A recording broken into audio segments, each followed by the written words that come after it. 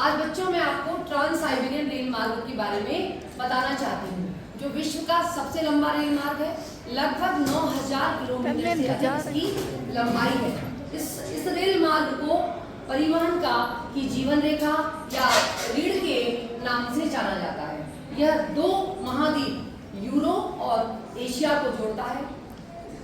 Asia के Vladivostok से शुरू होता है और रूस के लेनिनग्राड तक पहुंचता है, और दोनों महाद्वीपों में यह आयात और निर्यात में महत्वपूर्ण भूमिका निभाता है अपनी।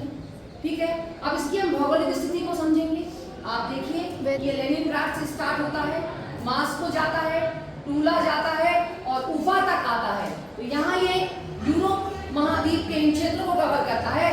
उसके बाद एशिया के इरकुटस्क, ओमस, चीता और वहां पर पोर्ट आर्थर चीन देश में और व्लादिवोस्टॉक तक पहुंचता है। इस तरीके से यह पूरे दोनों महाद्वीप के 87 प्रमुख शहरों, दो महाद्वीप यूरोप और एशिया और 3 प्रमुख देशों चीन और रूस को कवर करता है।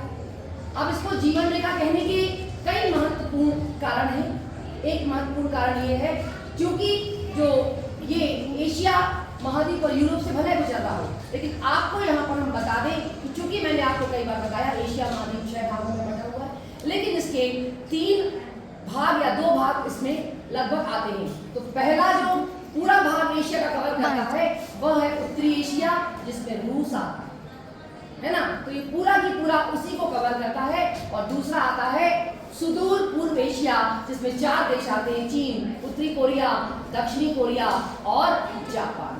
तो 90% ये करीब पूरे उत्तरी एशिया से गुजरता है और 10% करीब अन्य 2 देशों से गुजरता है।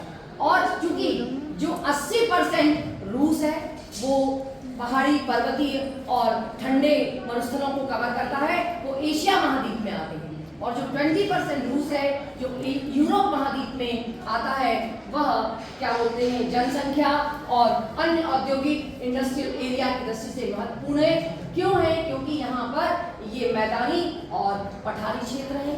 और इस रेल मार्ग के नीचे यदि आप जाएं तो पश्चिम एशिया का जो काला सागर है, जो फुल टाइम खुला रहता है, क्योंकि रूस के पास एक भी ऐसा बंदरगाह नहीं है या सागर नहीं है, काला सागर को छोड़ के, जो साल भर खुले रहे। तो चारों तरफ से बर्फ से 8 महीने या 6 महीने की अवधि तक ढके रहते हैं। उसके कारण उसका व्यापार वाणिज्य प्रभावित होता है, इसलिए वह काला सागर को महत्व देता है। ठीक है, तो ये आपके, और यहाँ पर जो 80% रूस जो एशिया महाद्वीप में आता है, वहाँ भले ही जनविहीन, जनशून्य हो, लेकिन वहाँ पर जो पेट्रोलियम, गैस वगैरह हैं या कोयला है, वो वहाँ से यहाँ पर इस तरफ यूरोप महाद्वीप में पहुँचा है। धन्यवाद।